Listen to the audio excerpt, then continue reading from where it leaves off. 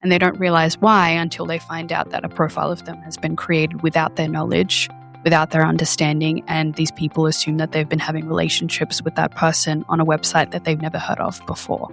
And that's something that is very harrowing when you think about it, because someone could be living your life in a very different part of cyberspace.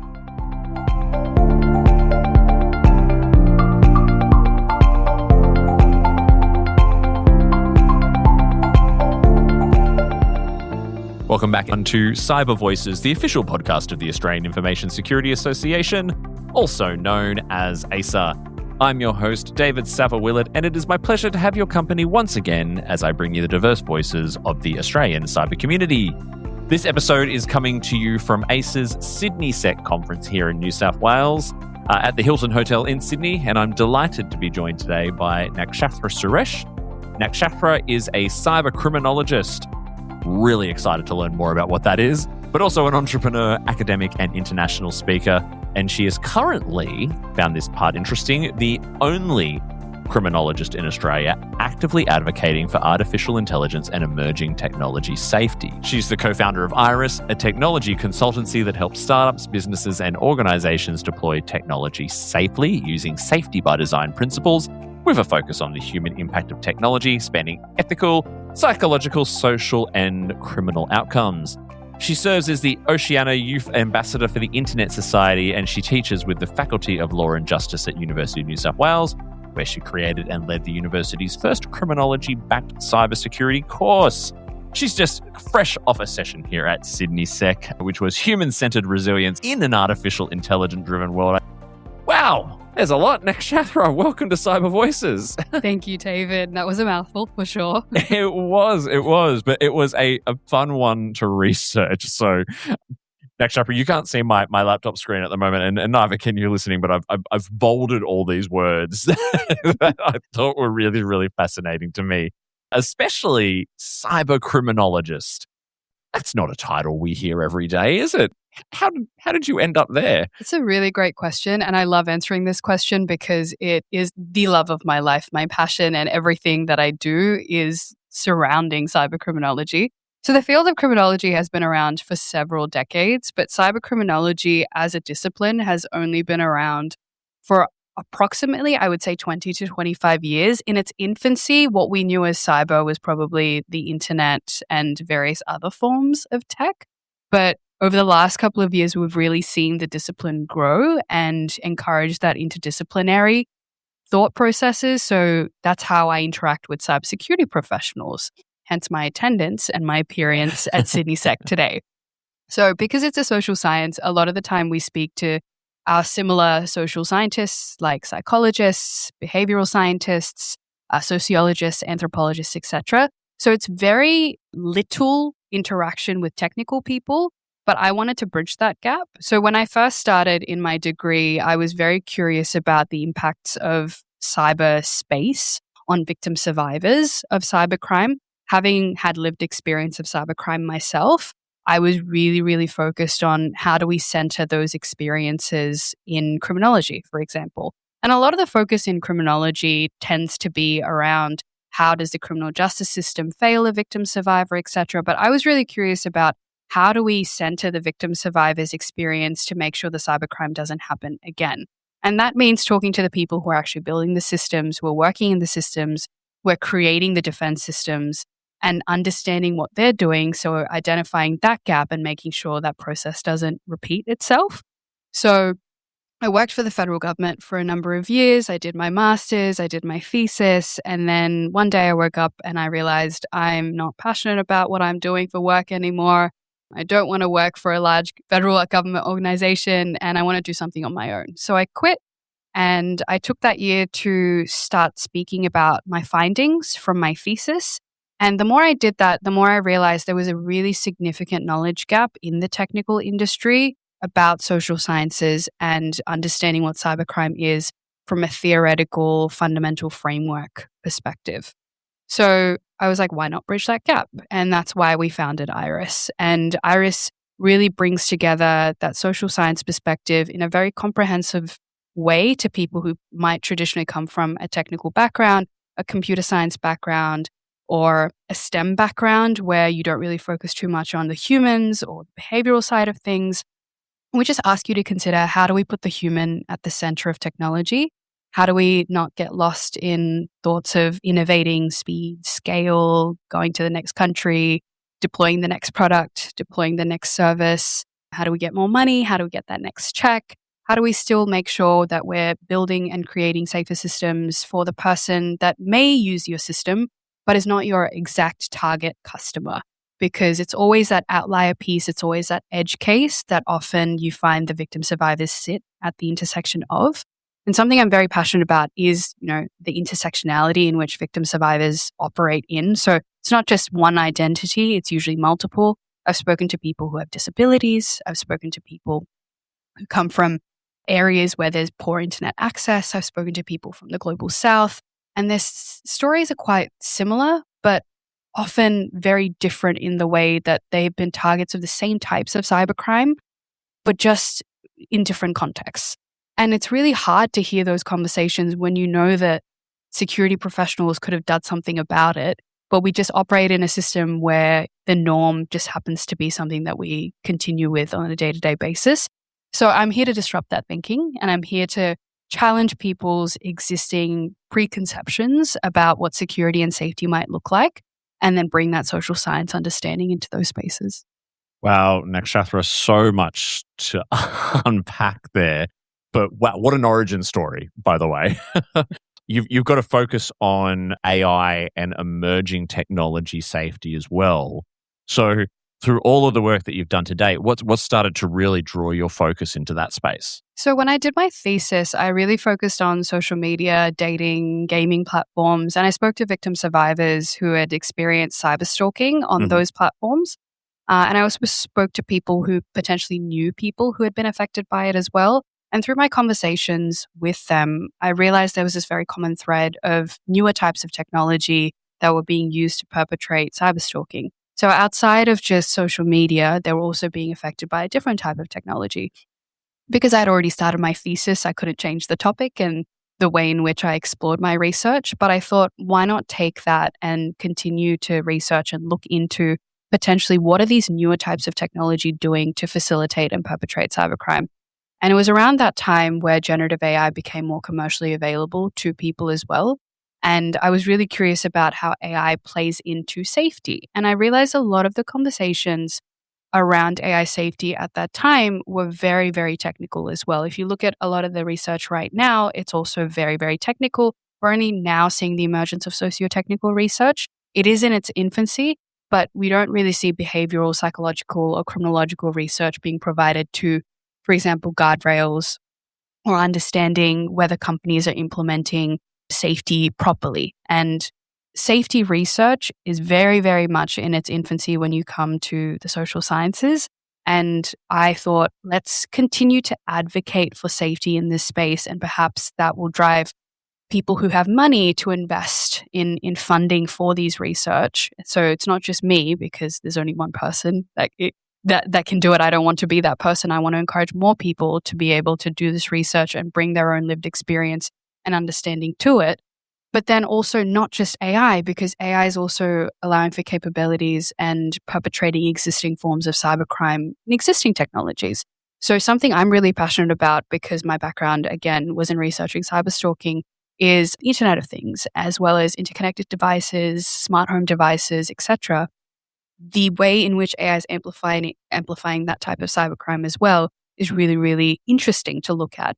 Places like the metaverse and XR and VR realities for children and youth, and how they're being assaulted on these platforms, is really, really sad to hear about, and how AI is allowing that to happen as well. So the reason I say AI and emerging technology safety is because AI is now a distinguishable factor when it comes to cybercrime. It's also an easily recognizable one. So if I do tell someone about AI, they're like, yes, AI, versus emerging technology, where I have to list 4 different or 5 different types of emerging tech. AI is a current and an emerging threat, because I feel like generative AI in its current capacity, yes, but then there are future versions of AI that we only researching and identifying right now. So I still categorize it in the emerging tech as well. But that's what really piques my curiosity, And I love that curiosity aspect because it keeps me going every single day. There might be a new type of tech that has just emerged on the market and it's allowing for privacy breaches, for example, or a startup would have created something that allows deepfake pornography to be distributed on the internet. And sometimes, and I say this, obviously there's non-consensual distribution of intimate images that have been created through deepfakes, but then I also see content creators, or adult online content creators who create AI versions of existing pornography that they've created of themselves. And ultimately, that's weaponized against them as well. So there's a really fine line between what we classify as crime and harms. And working at the intersection of that is what really, really makes me happy to be working in this space, because every day is a different day. And I'm able to speak to people about things that are new for me as well. And explaining that to people brings me a lot of joy because I know that they've walked away with something that they probably wouldn't have expected to hear that day. You mentioned sort of like the social media and stalking, and we also know about romance scams. I wonder if you can help bring a little bit more color and impact on what are some of the stories that you've come across that you can share where AI in particular has really enabled crime or impact or harm in this space. I've spoken to victim survivors who have experienced cyberstalking through the lens of their profiles have been downloaded off so publicly available social media, and profiles of them have been created on sites where you're allowed to role play as various different people. And if someone has an agenda to target you, identifying your information, especially if you're a public figure or if someone just doesn't have the same privacy settings, they can get photos of you, your name, your address, your general workplace vicinity, etc. Create a profile of you on these websites and then use a large language model to mimic the way that you would speak and potentially speak to other people who think they're actually speaking to you. And that's a new form of catfishing, because previously I feel like catfishing was very much one person adopting perhaps another person's profile and then using their own understanding of who you are to speak to that person.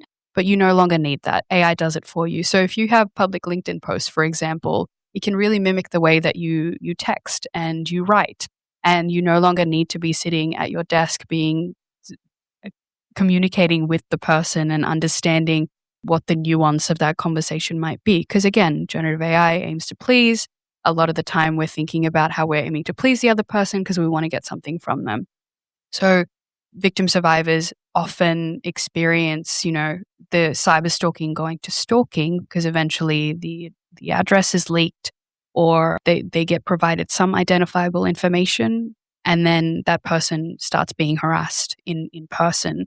And they don't realize why until they find out that a profile of them has been created without their knowledge, without their understanding. And these people assume that they've been having relationships with that person on a website that they've never heard of before. And that's something that is very harrowing when you think about it, because someone could be living your life in a very different part of cyberspace. And that's psychologically very traumatizing for a lot of victim survivors as well, because that means that they have to retire from an online life, which connects them to a lot of family, friends, work, etc. When I did my thesis, I spoke to victim survivors who said that it was very hard to trust digital services again after experiencing cyberstalking, especially in the context of viewing the internet as one endless space and being connected to the internet, meaning that they weren't able to distinguish between social media and Centrelink, for example. Like everything was the same to them because they had been through so much. And one victim survivor, I remember in particular, said that they were no longer able to use LinkedIn, and a lot of the employment, like the jobs that they were applying to, asked for a LinkedIn. And they were often denied job opportunities because they weren't able to provide a LinkedIn. We're so reliant on digital services, and it's a trustworthy, connected society that we assume that we operate in, but we don't really realize how that affects someone's position unless you have a conversation with them as to why they've completely retired their online selves. I have friends who've experienced cyberstalking from an interpersonal violence context, but they operate by pseudonyms as well. And it's very difficult for them to have to explain when they meet someone in a casual friend context and they say, look, I operate via a pseudonym, and then they have to go through the whole backstory as to why they operate via a pseudonym. It's not their real name on the internet. And it's a lot of emotional toll that takes on someone to have to disclose their experiences every single time. But I also find there's a lot of strength in that, to be able to disclose your experiences. And having disclosed those experiences makes me a better advocate for that safety, because I can bridge that gap between the victim survivor and the technologist that could be potentially developing technology that they don't really consider these various different things.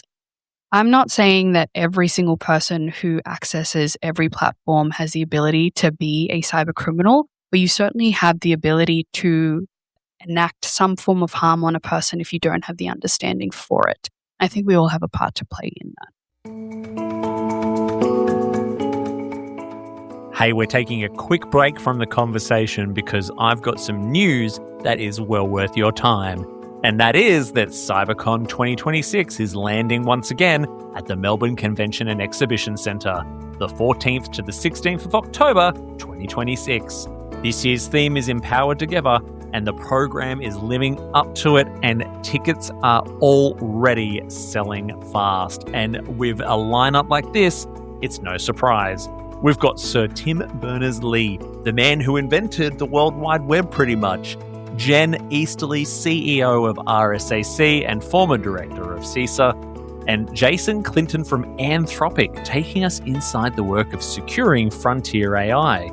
Plus many, many more, including Karen Elazari, Jeff White, Freaky Clown, and more than 450 sessions across keynotes, technical deep dives, policy, and emerging tech. Then, of course, there's the multiple villages, the famous block party, and 5,500 of your peers all in one place. Don't miss out. Registrations are available now at www.cyberconference.com.au. We'll see you in Melbourne.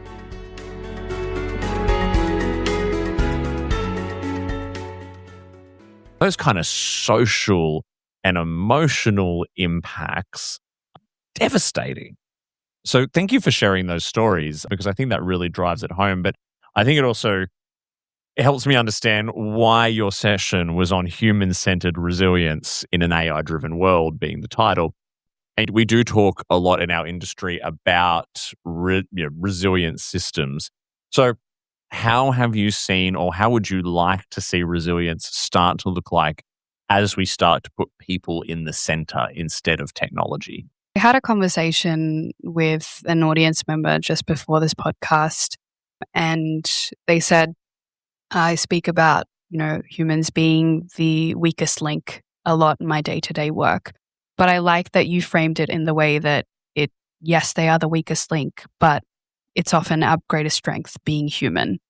And I think as security professionals, that disconnect between, okay, you are the problem versus you might be the solution, is that point of resilience.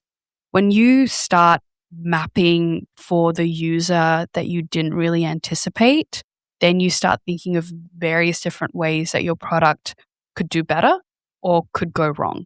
And in that, you build a lot of resilience because you identify your product or your service or your company's policies and procedures as not being the be-all or the end-all. You can constantly improve, and you can constantly ideate, and you can be curious. Love when people are curious and understanding that they are not the experts in the space, and they can bring in outside voices, they can bring in lived experience, consultants and experts, and really understand how they can improve their practices and continue to improve. It's not a point in time. It's not like our company is doing the greatest it's ever been in this financial year because of all the economic profits that it's made. It's how many people have we impacted through our work in a positive way? How have the reports of cybersecurity incidents reduced in the last year? But beyond that, how many people have not been affected because we've made this simple design change? And that's where resilience really starts, because it's acknowledging that your company not necessarily has failed, but has gaps and has vulnerabilities, and they're not security vulnerabilities that you just patch. These conduct. This is culture. This is the change that is required from C-level executives all the way down to the person who works at the bottom of the rung. And they all need to be empowered in a way to understand that placing humans at the center of technology means that you acknowledge your setbacks and your shortcomings, and you can improve on that. And it's a constant process of growing. And I want every organization and every cybersecurity professional to understand this, whether you're personally growing in your field, in your career, or you want your organization to grow and thrive. The only way that you're going to do that is with humility and understanding that, yes, while humans are the weakest link, centering them makes an important decision as to the way that you see the future of your company or the future of your career. Because increasingly, we will see in the next couple of years, massive increase, I would say, in mistrust and distrust of information. And the only way that we're going to stay sane in that is by understanding humanity and understanding our own morals and our own ethics when it comes to security. You said as well that there was not a lot of people bridging the gap in this space. Is there more that we can be doing to sort of surface the statistics and stories around the real human impact around cybercrime? Are we talking about those things enough so that we can be able to then start to tell some of those more positive stories that you were just talking about being able to get to with human-centered resilience about those positive impacts that could eventually come through? I feel like we can never talk about this enough. And the conversation will always evolve. As I mentioned before, the reason why I say emerging technology safety is that tomorrow you and I could be having a very different conversation. It doesn't need to be about AI. It could be about something else. And the thing about this industry is that you can never be fully prepared for any one problem, or you can never be fully invested in one solution. What I do want to highlight, though, is that we really need more diverse perspectives in this space. And those do not come from purely the security industry. I've had conversations with artists, for example, and understanding their impact of losing their rights in digital spaces because of how AI has taken over their industry. I've had conversations with journalists. I've had conversations, like I said, psychologists, sociologists, anthropologists, people who work in theater, and they're using theater right now and artists to mimic scams and have a bit of a theatrical exploration of what that might look like so people can understand from like an audio, visual, everything aspect rather than completing an online module about scam and phishing awareness. And having those conversations in a daily context really reaffirms the notion that security is everywhere and its safety is a need and it's a fundamental human right for us to have. But increasingly, I'm seeing there's less and less diverse spaces. I'm usually the only criminologist in the room. I'm usually the only social scientist in the room. I don't want to assume, but I usually am. I'm also not really given a platform that much to be able to speak. And it doesn't come from a place of malice. It just comes from a place of we don't understand what you're talking about. We'd rather hear from someone who we listen to a fair bit. This is a known name, or this is someone that actually has more depth to what we're hearing in the industry right now. And I think I would ask people to just consider for a second, is the perspective that you've heard many, many times more valuable? Or is it the perspective that you've never heard before that could potentially trigger that next thought that you have, or an insight, or a conversation that you might have with a family member? Is that probably more valuable to you? I would probably say the latter because I'm biased, but we really, really need to have more diverse voices. And is this an industry that has primarily been male dominated for a very long time? I am a young woman of color. I've achieved all of this very graciously before the age of 30. And I'm able to speak about this with a lot of privilege because I've grown up in Australia, but English is my third language. And I try to bridge that gap to folks in India, where I speak in my native language about topics like cybersecurity and criminology, because I understand they're not having the conversations there as well. So I can't anticipate it will happen here in Australia anytime soon. I'd love to, do a little wand thing and for that to happen. But I would love to see more representation, which I'm trying to do with my course and trying to bring more students into this space, and then also bring them into the room where decisions are being made. Mm-hmm. Like, it's not enough that we have speaking engagements where I'm able to tell you about human-centered resilience in an age of AI, but the boardrooms where it might be important for us to have a criminologist in the room and questioning some decisions that are being made, that would be awesome for us to have that. Or when someone's building a technology product in a startup or in a big tech situation, bringing a psychologist in the room to analyze potential case studies in which things could go wrong or where things could go right. And my session today talks about design features, right? And design features are just one component of what social scientists talk about. But it was probably the most simple way for me to get that point across to people who are quite technical. When you encounter the same material every single day and you're using your degree every single day, and that's part and parcel of what you do, bringing a different perspective to it might seem very hard and be like, oh, I don't want to learn a new concept today. I don't want to, I learned theories when I was like 18 and in university.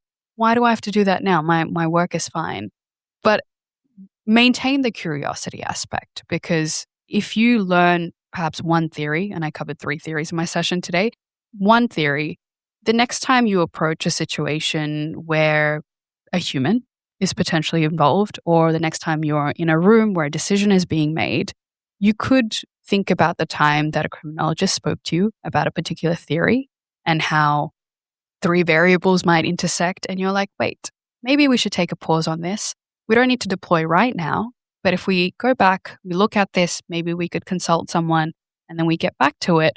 Maybe we've just solved a potential problem or a potential hurdle that we might encounter in the future, but we've solved it right now before deployment. You also mentioned there as well your criminology-backed cybersecurity course at UNSW, one of Australia's, if not Australia's only one. What do your students see about cybersecurity that a purely technical education might not give them?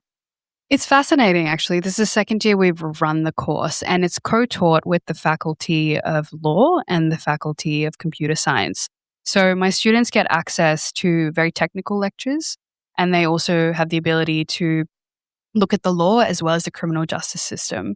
And I wish someone had offered me this course before I entered the workforce, because I was a criminologist entering quite technical spaces, and I often felt like my voice wasn't heard enough. So the main thing that I'm trying to do with my students is get them to consider perspectives outside their own criminology and social science understanding as well. As I've mentioned on this podcast about technical people engaging in social sciences, I'm getting the social scientists to look at the technical perspectives as well. Mainly really focusing on theory, but also applicability of said theory and frameworks, because it is an elective course. So at this point, they would have come through with all their foundational courses, and they're really looking to get into a career, perhaps in cybersecurity, perhaps in criminology, or doing future research in this space. So really focusing on what their areas of interest might be. And it's a wide variety of things. Right now, they're doing a project where they get to pick an area of interest and develop something as a result of it. So they can develop anything from an essay to a podcast to diorama. I've had a student submit a diorama before, to educational modules, whatever their heart desires. And the issues that they've submitted to me that they're working on range from disinformation campaigns in election periods to dating app scams to understanding the rights that are being taken away by investigative journalists across the world. So these are all things that intersect with security, because they're getting the technical understanding of how people could potentially protect themselves or how organizations might look at it differently, while also understanding the criminological side of things and how can we analyze better and how can we scope out things better and what are the implications for the industry moving forward. Because the young voices are generally the ones that are seeing the gaps before we do, because it's such an outside perspective for them and they're learning something new. And I love being challenged in my classes. Obviously, I come with only a couple years more experience than they do. But I love when they bring their lived experience into class as well. And I've had students who've had lived experience of cybercrime disclose that and say, this is where the gap is. I don't necessarily agree with the theory or the framework that you've given me, or the educational module that you've provided us, or this reading. I actually disagree with it. And I think we need more of that. We need to have more discussions where we argue in a very stimulating way and we respect each other's opinions. And I think my class offers that. And the course is definitely something that I would love for it to eventually develop into a dual degree course, like a Bachelor of Criminology and a Bachelor of Cybersecurity, or a master's, or something that allows more people like me to be represented in spaces. Obviously, I went through the hard way. I did my bachelor's and my master's, and then I did a thesis. But I hope that, future students who want to enter the workforce see that there's benefit in perhaps engaging in a social science module, whether it's a general elective or whatever it is. But before getting out into the real world, and, listeners can't see this, but I'm saying in quotation marks. But, before you get into the workforce and you encounter people who are all going to think the same way, maybe that module that you did in uni might help you understand the people that are not in the room. Independent critical thinking. What Absolutely. A revolution. But and I think being able to instill that skill at such a young age is so important. At first, I thought maybe I was surprised to hear that your students, who are probably quite young, have already been the victims of cybercrime. But then when I was kind of thinking over it in my head whilst you were talking, I'm like, actually, no, maybe I'm not that surprised by that. But all of this, something that's really taken away for me from listening to this is how listening to victim survivors, how listening to them and hearing from them, if maybe this had been in place or this had been part of the technology solution I was using that resulted in me being a victim survivor, maybe my experience would have been different. And so it's a terrible state that we actually have to listen to victim survivors to be able to do this. But hey, this is the world that we're in, and it is time to listen to them, time to believe them, and time to start making changes based on that. Because as we said at the beginning, this isn't just technology and business problems. We're talking about human problems. This has been an incredible talk, and I could sit here and talk to you for the rest of the afternoon because this is really unique and fascinating. But I need to let you go and enjoy the rest of SydneySec because it's only the middle of the day and there is so much more SydneySec to be had. And I will be bringing you way more SydneySec interviews over the coming weeks here on Cyber Voices. If you enjoyed listening to my conversation with Nakshathra today, make sure that you give this podcast a 5-star review on Apple or Spotify or the equivalent on your podcast app of choice. And if you also want to get more insights like what we've heard from Nakshathra today, get along to the Sec Day happening in your capital city. There is still plenty more to come out throughout the year. We've got Adelaide on the 21st of August, Darwin on the 10th of September, and Perth on the 18th of November. And of course, we've got the big one, CyberCon, coming on the 14th and 16th of October in Melbourne.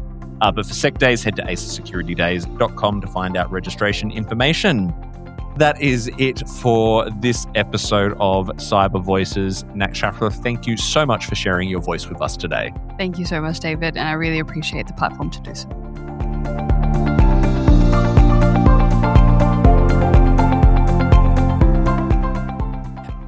Thank you for listening to another episode of Cyber Voices.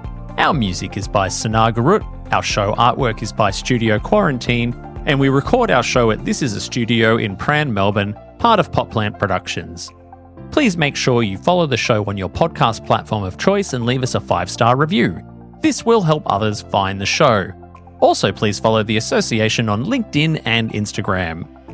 If you want to add your voice to our ever-growing chorus of diverse cyber voices, have questions, feedback, or would like to be a sponsor, you can do so by emailing us at cybervoices@aisa.org.au. That's cybervoices@aisa.org.au. Are you an AISA member?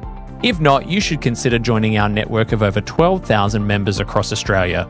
An AISA membership can open doors, build professional networks, create lifetime friendships, and offer exclusive training, events, and other perks. Become a member today by heading to our website at aisa.org.au.